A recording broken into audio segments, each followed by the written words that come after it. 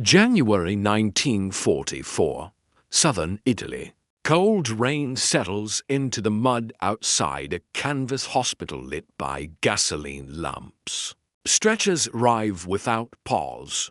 Boots scrape. Metal clinks. Morphine syringes are already waiting. Surgeons do not shout. Nurses do not run. They move with rehearsed calm, sleeves rolled, hands steady, faces pale but unbroken. Beyond the wire, captured Axis medical personnel stand silently. German nurses, Italian orderlies. They had expected chaos. They had prepared themselves to see fear. Instead, they see order. Wounded men arrive faster than any hospital should endure. Yet the system holds. Blood is catalogued. Plasma flows. Surgical. Teams rotate without collapse. No man is turned away. No scream is unanswered. One German nurse later writes that this was the moment she understood something had shifted. Not just tactically, but spiritually. The Americans did not fear being overwhelmed. They had planned for it.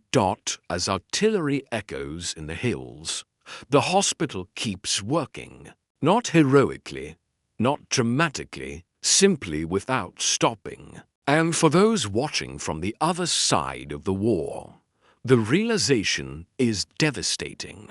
Because this calm did not come from courage alone, it came from preparation. And that preparation was reshaping the war itself. When the Second World War began in September 1939, no major power truly understood what industrial warfare would demand of medicine. Armies prepared for maneuver. Nations planned for victory. Very few planned for survival at scale. The Axis powers entered the war with medical systems rooted in First World War experience. Germany's Sanitätsdienst was disciplined and professional, but rigid. Field hospitals were positioned behind advancing units, dependent on rail lines and fixed supply depots. Italian medical services stretched thin across North Africa, and the Mediterranean lacked modern transport, refrigeration, and surgical capacity. Japan, fighting across vast distances, relied heavily on minimal frontline care and rapid evacuation, often impossible under fire.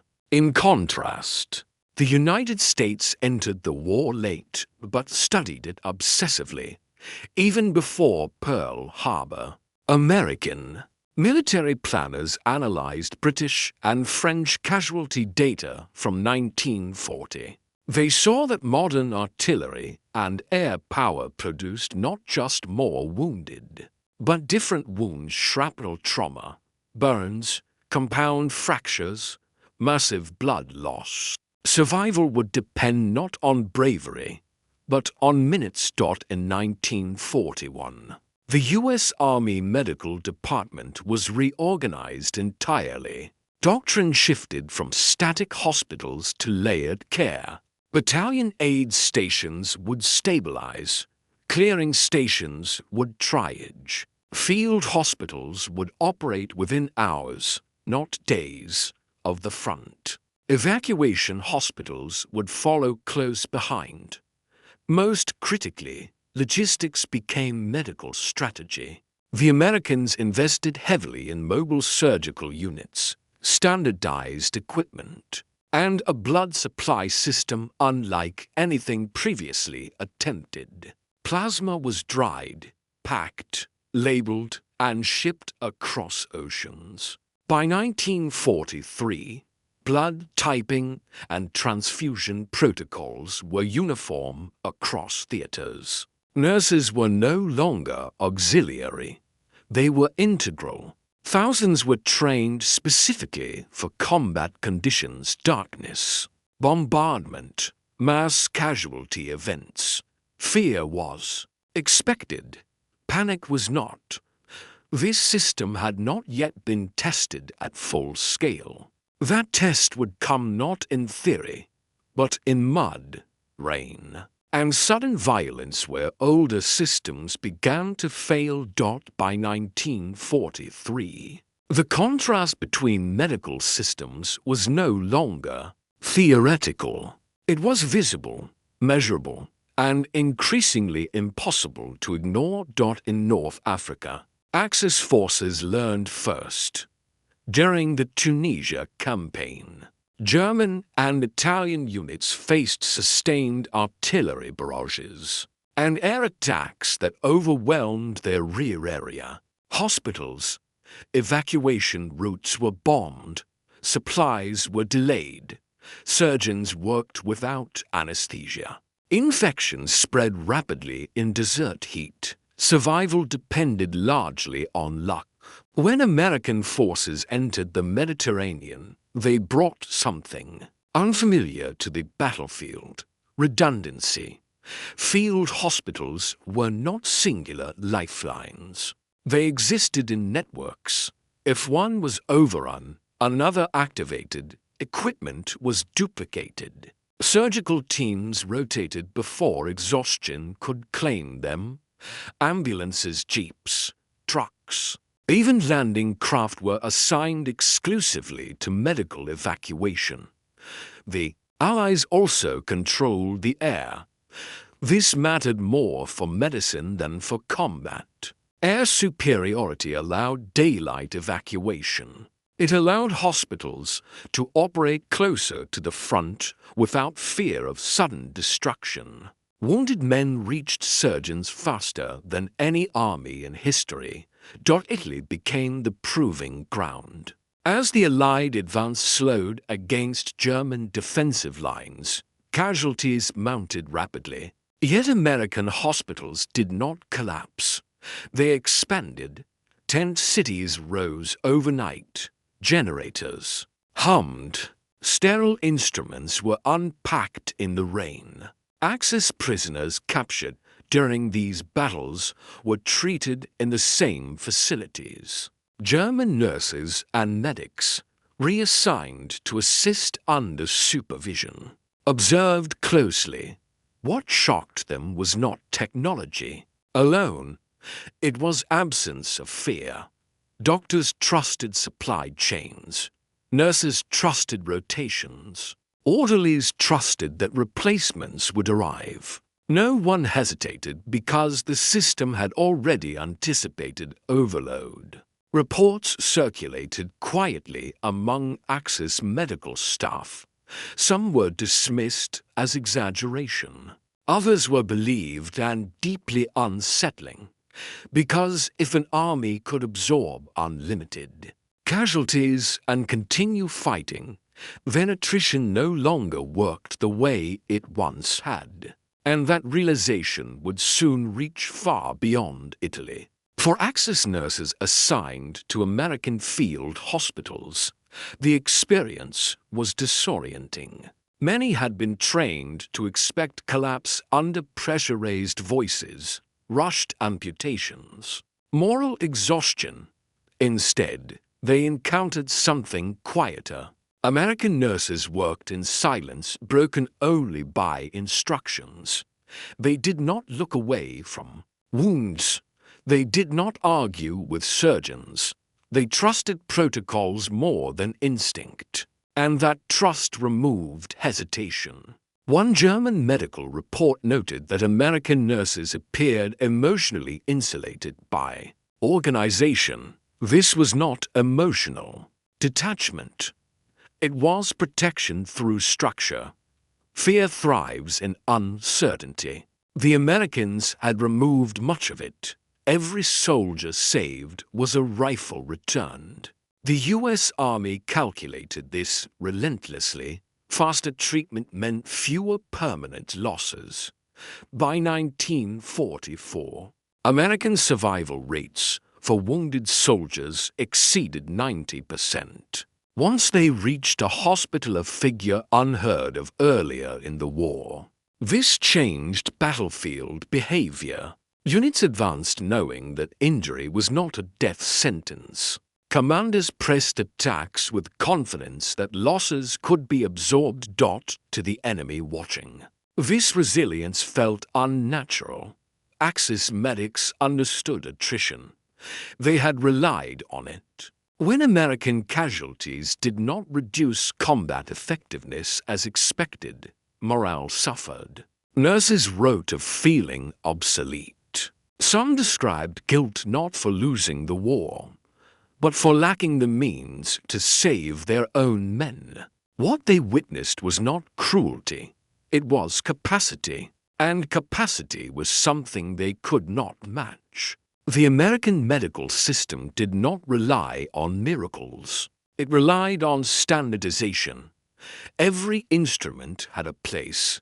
Every procedure had a sequence. Plasma bottles were identical. Surgical kits were interchangeable. If a surgeon was lost, another could step in without confusion. Axis hospitals often depended on individual expertise. When a senior surgeon collapsed from exhaustion, the system faltered. The Americans had designed theirs to survive personnel loss. To observers, this felt impersonal. But impersonality saved lives. American commanders viewed medical care as combat. Power. General Dwight D. Eisenhower insisted that medical units move as aggressively as infantry. Field hospitals were authorized to advance within artillery range if it reduced evacuation time. This decision carried risk, but it also signaled priority. Medical staff understood they were not support, they were essential. Axis doctrine rarely placed medicine so close to danger. Protection was valued over proximity. The Americans chose the opposite. Perhaps the most unsettling angle was ethical. Axis wounded received the same care as Americans. No reprisals, no neglect. German nurses noted that American doctors did not ask questions beyond blood type and injury. For some, this shattered propaganda. For others, it created quiet grief, because kindness, delivered efficiently, became another form of dominance. And that dominance would soon be tested on a scale even this system had never faced. June 1944. Normandy. The landings shatter every assumption. Beaches become killing zones. Shrapnel wounds multiply by the thousands. Burns, fractures, blast trauma arriving simultaneously, without warning, within hours. American medical doctrine faces its ultimate test. Aid stations are established under fire. Medics crawl forward, not backward. Plasma is administered in foxholes. Morphine is logged even as bullets strike sandbags. Casualties flow inland faster than planners predicted. And still, the system holds. By nightfall on D-Day, evacuation hospitals are operating less than 10 miles from the beaches.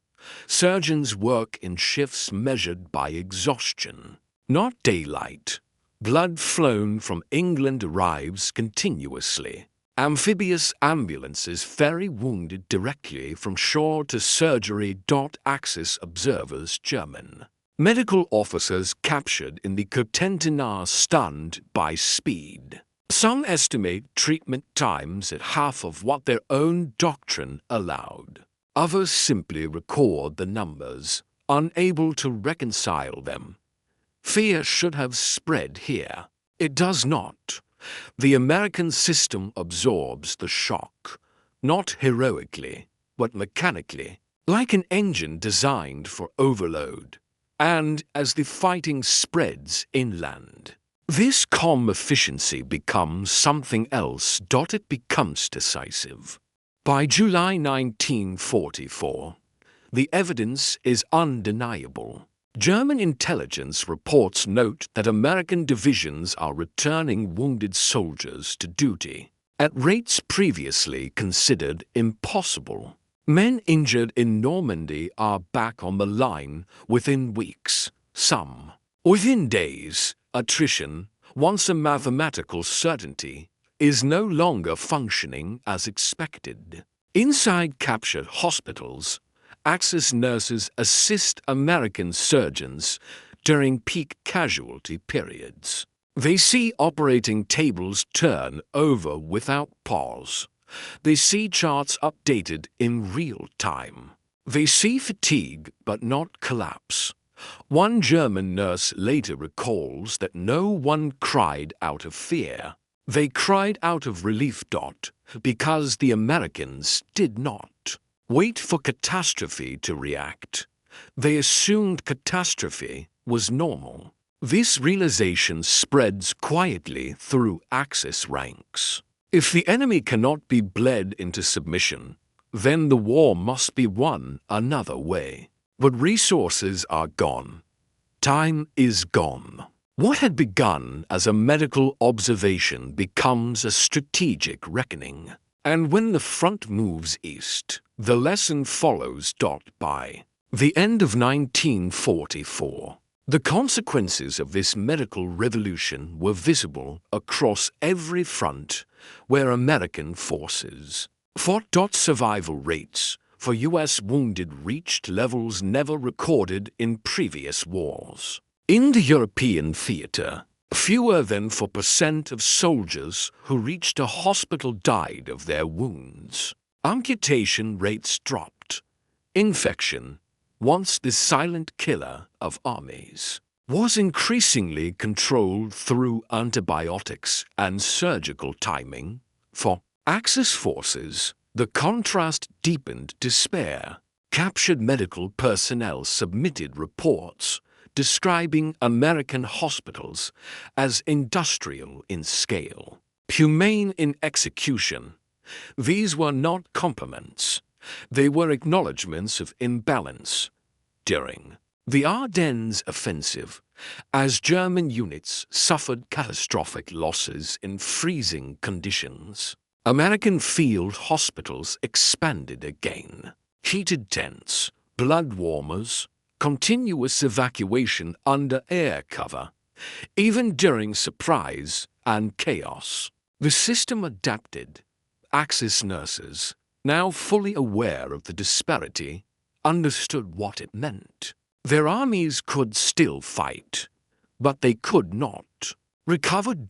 And war, at this stage, was no longer about who struck harder. It was about who could endure. When the war ended in May 1945, the medical record told a story parallel to the battlefield. The United States Army Medical Department had treated over 14 million patients during the war.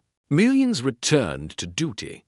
Millions returned home alive who would not have survived a generation. Earlier, the system did not merely support victory, it sustained it. Axis nurses and doctors repatriated after the war carried memories that lingered longer than captivity. Some testified during post-war debriefings.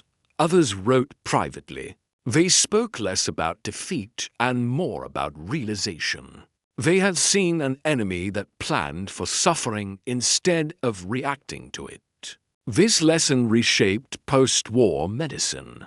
NATO medical doctrine adopted American models, civilian trauma systems, mirrored battlefield logistics, blood banks, triage protocols. Emergency transport. These were no longer improvisations. They were standards.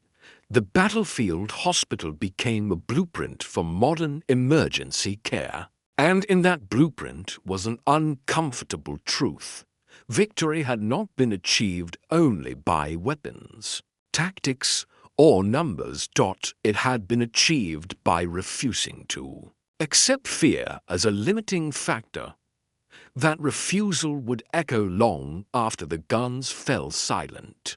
War is remembered for its violence, for its battles, for its leaders and machines. But beneath the noise, another struggle always unfolds quiet, methodical, and decisive. In the canvas hospitals of World War II, victory was measured in minutes, in clean instruments unpacked before they were needed, in nurses trained not to panic, in systems built with the assumption that men would fall, and that saving them was not optional. Axis nurses wept not because they were weak, but because they understood what they were seeing. An army that does not fear casualties fights differently. A nation that prepares for suffering does not surrender to it. The American field hospital was not heroic in appearance. It was repetitive, predictable, almost dull, and that was its power. It turned chaos into routine. It turned fear into procedure. It turned survival into policy. Long after the war ended, those lessons remained. In emergency rooms, in ambulances, in every system designed to function when people are at their worst. History often remembers how wars are fought, less often does it remember how lives are saved. But sometimes it is the quiet rooms behind the front lines that decide everything.